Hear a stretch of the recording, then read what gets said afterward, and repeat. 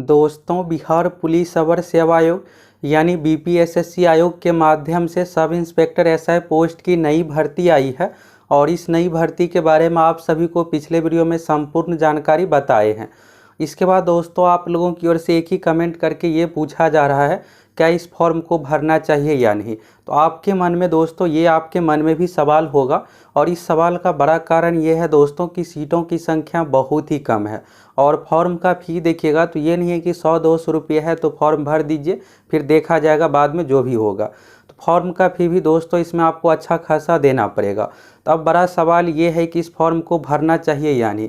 Form भरना समझदारी है या फिर पैसे की बर्बादी, तो सभी चीज़ों के बारे में आप सभी दोस्तों इस वीडियो में आपको फैक्ट के साथ बताने वाले हैं। आप देखिएगा दोस्तों, तो बीपीएसएससी यानी बिहार पुलिस अवर सेवा आयोग माध्यम से ये जो भर्ती है दोस्तों पिछले 3 साल के बाद यहाँ पर दिया गया है। 2021 देखिएगा तो पूरी तरीके से खाली ही रहा। 2022 में दरोगा की भर्ती आने वाली थी, नहीं आई। फिर फाइनली रूप से 2023 में ये पहला भर्ती है जो कि विज्ञापन संख्या 01/2023 के अंतर्गत दिया गया है। लेकिन ये भर्ती भी आई है तो छात्रों को बहुत ज़्यादा खुशी नहीं मिला है। खुशी का नहीं मिलने का कारण यही है, सीटों की संख्या नाम मात्र है। इतने कम पदों पर कभी भी भर्ती नहीं दी जाती थी। अब यहाँ पर देखिएगा दोस्तों, तो क्या हुआ है कि पहले देखिएगा तो 2017 से जब से बीपीएसएससी आयोग बना है तभी से एक ही चेयरमैन थे, सुनीत कुमार सर। अब यहाँ पर क्या हुआ है कि चेयरमैन बदल गए हैं। अब परीक्षा कैसे क्या लेना है, क्वेश्चन का लेवल क्या कुछ रखना है, ये सारी जिम्मेदारी चेयरमैन के ऊपर ही है। और आप देखिएगा तो अभी हाल ही फिलहाल में बिहार पुलिस अवर सेवा आयोग के अध्यक्ष जो पहले केंद्रीय चयन परिषद सिपाही भर्ती के चेयरमैन थे के.एस. द्विवेदी सर बने हैं।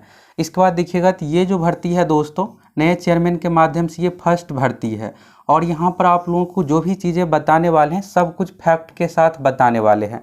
तो आप इस वीडियो को दोस्तों शुरू से अंत तक पूरा देख लीजिए, फिर आपको सब कुछ क्लियर हो जाएगा कि आपको इस फॉर्म को भरना चाहिए या नहीं। अगर भरना चाहिए तो क्यों भरना चाहिए, अगर नहीं भरना चाहिए तो क्यों नहीं भरना चाहिए, सभी चीज़ों को लेकर आपको क्लियर होने वाला है। आप देखिएगा दोस्तों, तो स्टूडेंट जो इसमें है दरोगा भर्ती से संबंधित 2 तरह के स्टूडेंट है।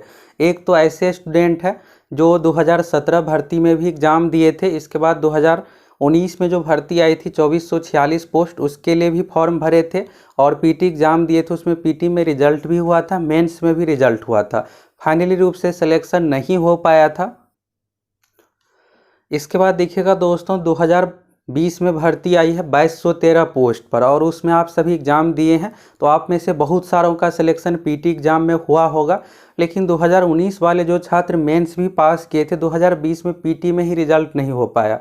इसका बड़ा कारण ये था दोस्तों कि जो पुराने पैटर्न था उस पैटर्न पर 2020 भर्ती में क्वेश्चन ही नहीं पूछा गया। करेंट अफेयर्स देखिएगा तो बहुत ज़्यादा तैयारी करके गए थे, सभी टॉपिक को देख के गए थे, लेकिन करेंट अफेयर्स से नंबर ऑफ क्वेश्चन कम पूछा गया और पूछा भी ऐसे क्वेश्चन गया जो जनरली नहीं बना पाए। इसके बाद देखिएगा तो इसमें अलग अलग सब्जेक्ट से आउट ऑफ सिलेबस क्वेश्चन पूछ दिया गया और जो छात्र 2019 में मेंस पास किए थे उसका 2020 में पीटी में भी रिजल्ट नहीं हो पाया था। अब यहाँ पर देखिएगा दोस्तों, नए चेयरमैन के माध्यम से ये पहली भर्ती आई है और यहाँ पर जो भी सीरियस स्टूडेंट है, यहाँ पर सीरियस स्टूडेंट की बात करें, एक तो हो गया कि जो पहले से 2-3 एग्ज़ाम दिए हैं 2017, 2019, 2020, ये अच्छे तरीके से सभी चीज़ों से परिचित है। कैसे एग्ज़ाम में क्वेश्चन कहाँ से पूछा जाता है, लुसेंट में कौन कौन सा टॉपिक पढ़ना है, करोन में कौन कौन सा सब्जेक्ट देख करके सारा कुछ जाना है। अब यहाँ पर एक छात्र नए छात्र का मतलब ये हुआ जो 2020 से फॉर्म नहीं भर पाए हैं, 2021 में भी दरोगा भर्ती के इंतज़ार किए हैं, 2022 में भी आप सभी इंतज़ार ही किए हैं कि वैकेंसी कब आएगी। फाइनली रूप से भर्ती आई है और आप सभी का दोस्तों यहाँ पर बीपीएसएससी आयोग के माध्यम से पहला एग्ज़ाम है और आप पहली बार एग्ज़ाम देने जा रहे हैं। पहली बात देखिएगा दोस्तों, बिहार पुलिस अवर सेवा आयोग एक ऐसा आयोग है जिसमें आप अगर एक भी गलती करते हैं तो आपको यहाँ पर सुधार का कोई भी मौका नहीं मिलने वाला है। आप देखिएगा दोस्तों, तो इस एग्ज़ाम में क्या होता है कि 6 लाख कैंडिडेट में से 16,000 कैंडिडेट को तो सीधे रिजेक्ट कर दिया जाता है। ये 16,000 ऐसे कैंडिडेट है जो OMR सीट में थोड़ा बहुत गलती कर लिए या फिर अटेंडेंस सीट में हिंदी इंग्लिश में सिग्नेचर करना था, एक भी सिग्नेचर भूल गए। इसके बाद देखिएगा तो OMR सीट पर हिंदी इंग्लिश में राइटिंग भी लिखना रहता है, हिंदी अंग्रेजी दोनों में लिखना रहता है। अब कुछ छात्र क्या करते हैं, पहली बार एग्ज़ाम देते हैं जल्दबाजी में, या तो हिंदी में लिखते हैं या फिर इंग्लिश में भूल जाते हैं। अब इसमें भी देखिएगा तो सीधे रिजेक्ट किया जाता है। रिजेक्ट लिस्ट में सभी चीज़ों का बताया जाता है कि आपने अटेंडेंस करना भूल गया या फिर आपने सिग्नेचर करना भूल गया, ये सब चीज़ें। तो यानी इसमें आपको गलती पर कोई भी सुधार का मौका नहीं दिया जाएगा। यही आप देखिएगा बीपीएससी में तो मैनुअली रूप से भी छात्रों का कॉपी चेक कर लिया जाता है अगर कोई सेट गलत तरीके से फिलअप कर देते हैं या फिर कुछ भी चीज़ें, लेकिन इसमें आपको सुधार का कुछ भी मौका नहीं मिलने वाला है। अभी जो दोस्तों भर्ती जो आई है इसमें सीटों की संख्या आप देखिएगा तो 53 पोस्ट है फायर सब इंस्पेक्टर से संबंधित, और एक्साइज सब इंस्पेक्टर से संबंधित 11 पोस्ट है। यानी कि कुल मिलाकर आप देखिएगा तो 53 + 11 64 सीट है। अब आप सीट देखिएगा तो सीट देख करके एक ही चीज़ मन में आता है कि ऐसे फॉर्म को भरना ही नहीं चाहिए। और फॉर्म का फ़ी देखिएगा दोस्तों तो आपसे 700 रुपये यहाँ पर लिया जा रहा है। अगर आप जनरल कैटेगरी से है, EWS कैटेगरी से है, BC कैटेगरी से है, तो आपको फॉर्म का फ़ी जो इसमें देना है 700 रुपये का आपको पेमेंट देना पड़ेगा। और वही बात करें महिला अभ्यर्थियों के लिए तो 400 रुपये का पेमेंट रखा गया है। पेमेंट देख करके और सीट देख करके एक ही चीज़ मन में आता है कि इस फॉर्म को बिल्कुल भी नहीं भरना चाहिए, लेकिन दोस्तों ये सच्चाई नहीं है। मेन सच्चाई की यहाँ पर बात करें तो चलिए पहले आप नोटिफिकेशन को देखिए। 5 आपके लिए महत्वपूर्ण चीज़ है, पहले ये देखिए, फिर आपको और अच्छे तरीके से सारा कुछ क्लियर हो जाएगा। ये जो दोस्तों आपको सामने दिख रहा है अभी जो दरोगा की भर्ती आई है सब इंस्पेक्टर पोस्ट की ऑफिशियल नोटिफिकेशन है। तो यहाँ से दोस्तों आपके लिए 5 इसमें से महत्वपूर्ण चीज़ है, इसके बारे में देखिए, फिर आपको खुद ही क्लियर हो जाएगा। आप खुद ही डिसाइड कर लीजिएगा कि इस फॉर्म को भरना चाहिए या नहीं। तो यहाँ पर देखिएगा दोस्तों तो पहला चीज़ तो ये है कि फॉर्म भरने का जो डेट है 4 जून 2023 है। फॉर्म भराना आज से शुरू हो गया है। BPSSC का ऑफिशियल वेबसाइट से आप सभी इस फॉर्म को फिलअप कर सकते हैं।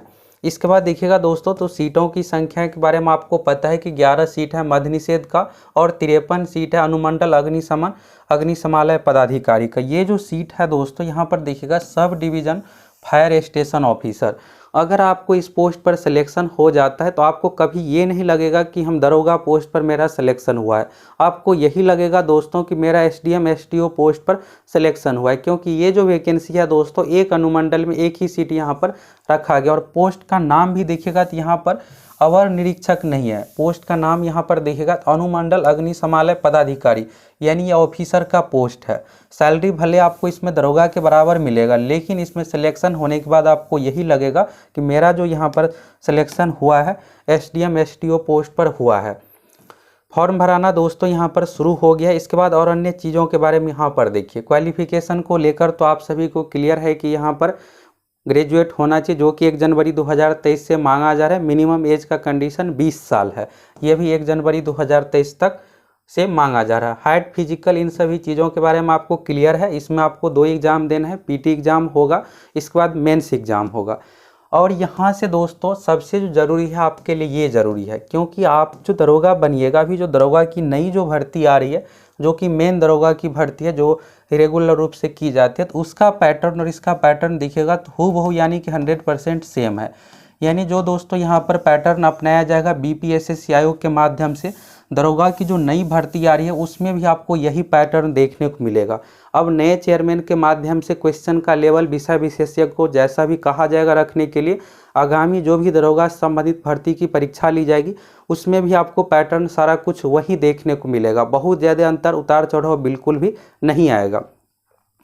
इसके बाद आप सभी को मेंस एग्ज़ाम देना है, और मेंस में भी जिस तरह से दरोगा एग्ज़ाम का यानी कि जो मेन दरोगा है उसका पैटर्न है, सेम वही चीज़ यहाँ भी पैटर्न है। फिजिकल का भी वही क्राइटेरिया सारा कुछ रखा गया है। फिजिकल में 6 गुना रिजल्ट आएगा, लिखित परीक्षा यानी PT एग्ज़ाम में 20 गुना रिजल्ट दिया जाएगा।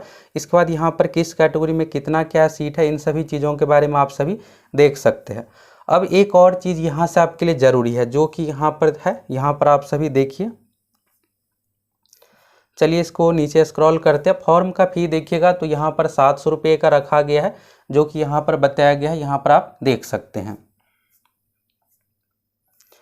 और अन्य चीज़ों के बारे में यहाँ पर देखिए दोस्तों जो कि यहाँ पर आपके लिए ज़रूरी है।